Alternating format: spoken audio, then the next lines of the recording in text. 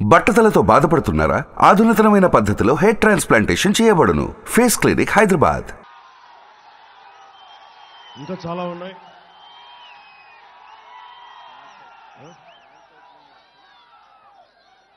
మీరు ఒకసారి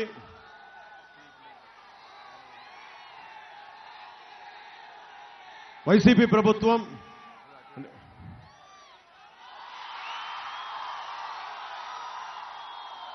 కొనతాల రామకృష్ణ గారు బాధపడుతుంది ఏంటంటే పోలవరం గురించి చెప్పు అని. పోలవరం గురించి వాళ్ళని అడిగితే, వైసీపీ వాళ్ళని అడిగితే వాళ్ళకి డ్యాన్స్ వేయడం తప్ప, డ్యాన్స్ కాంపిటీషన్లు తప్ప పోలవరం గురించి మాట్లాడే సమర్థత, సత్తా లేదు వాళ్ళకి. ఎందుకు ప్రత్యేకించి మన సీఎం రమేష్ గారిని, ఎందుకు నేను భారతీయ జనతా పార్టీని, ప్రధానమంత్రి గారిని అభ్యర్థించి మరీ ఆంధ్రాకి తీసుకొచ్చామంటే, పోలవరం ప్రాజెక్టుకి ప్రధానమంత్రి గారి సహాయ సహకారాలు లేకపోతే మనకి పోలవరం ప్రాజెక్ట్ అవ్వదు. అందుకని అలాగే ఎందుకంటే చాలా అడ్డదిడ్డంగా చేశారు దాన్ని. మేము ప్రతిదీ కూర్చొని పోలవరం ప్రాజెక్టు వచ్చిన 2 నెలల్లో పూర్తి చేస్తాం, ఇలాంటి అబద్ధాలు చెప్పలేం. కానీ బలంగా నిలబడతాం. సకాలంలో, సాధ్యమైనంత తక్కువ కాలంలో దాన్ని పూర్తి చేసే బాధ్యత కూటమి ప్రభుత్వం తీసుకుంటుంది. అందుకు ఈయన గెలుపు చాలా కీలకం ఇక్కడ. అలాగే స్టీల్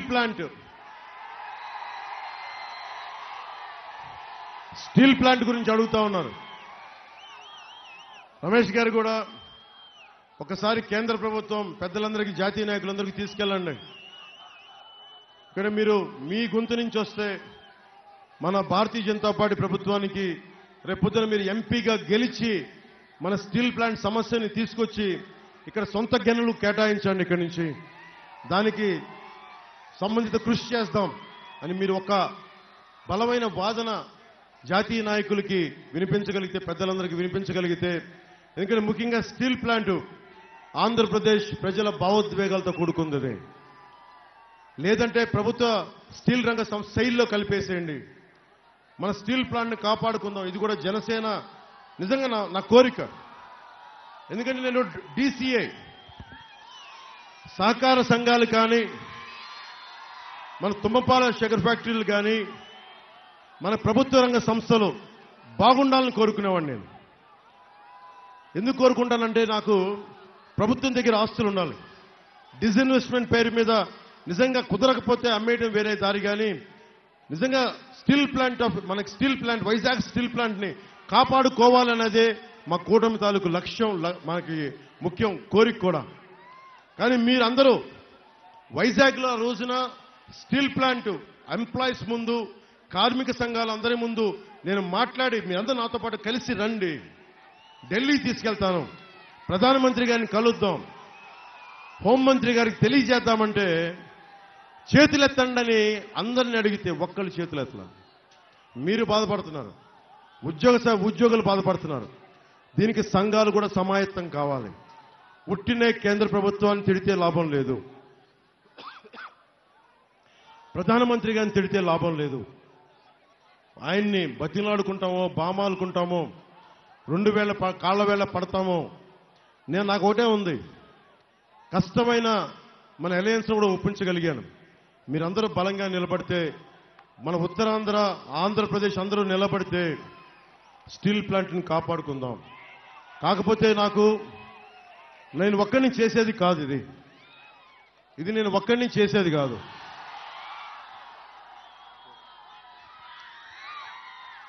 ఇది నేను ఒక్కడిని చేసేది కాదు. మీరందరూ కలిసి వస్తేనే నేను ఏదైనా చేయగలను.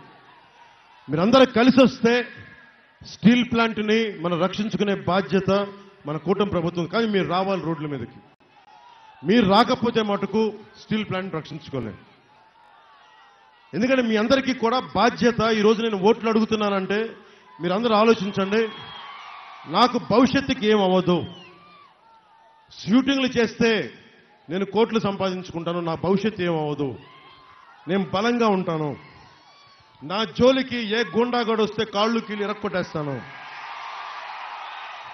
నాకు ఆ భయాలు లేవు.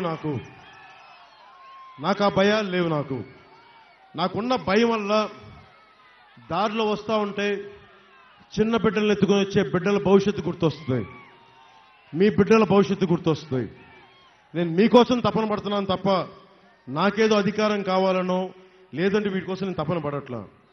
మీరు ఊహించండి, ఒక ఉద్దానం అనే సమస్య కోసం నేను పోరాడగలిగితేనే ఈ రోజున పరిష్కార మార్గం వచ్చింది, మర్చిపోకండి. ఎందుకంటే రాష్ట్రం కోసం బలంగా నిలబడే నాయకులు సమూహం కావాలి.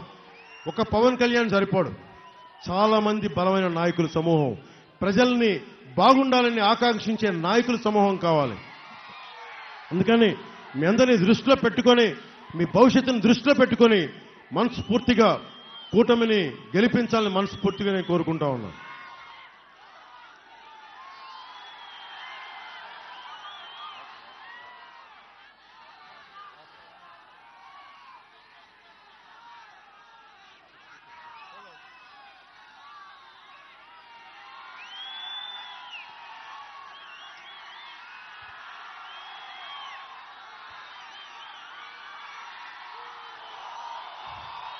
ముగింపు మాటలుగా నేను తల్లి భక్తుణ్ణి, అమ్మవారి భక్తుణ్ణి, నూకాలమ్మ సాక్షిగా చెప్తున్నా, ఆంధ్రప్రదేశ్ని రక్షించుకునే బాధ్యత నేను ముందుండి నడిపిస్తాం. మా కూటమి ముందుండి నడిపిస్తుంది. మేము ఇంతమంది యువతకి నేను ఎక్కువ మాట్లాడటం కంటే కూడా మీకు ఉపాధి అవకాశాలు వచ్చే వరకు నేను పోరాడతాను. ఒక్కసారి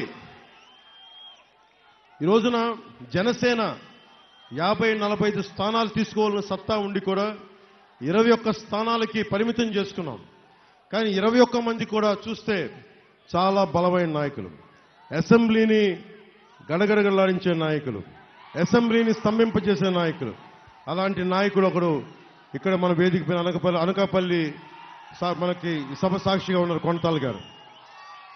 అలాగే రేపొద్దున ఢిల్లీలో మనకి ఉత్తరాంధ్ర గళం వినిపించాలి, ఆంధ్ర గళం వినిపించాలి అంటే మనకి సీఎం రమేష్ గారు గెలవాలి మనస్ఫూర్తిగా. ఇక్కడ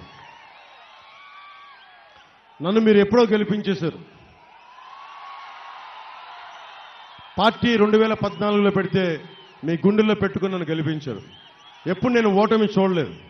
గాజువాకలో ఓడిపోయినా, భీమవరంలో ఓడిపోయినా నాకు ఓటమి తెలియలేదు. మీరిచ్చే ప్రేమ ముందు నాకు అసలు ఓటమి తెలియదు. నాకు ఓటమి తెలియని వాడిని. ప్రజల గుండెల్లో స్థానం ఉంటే నాకు అది చాలు.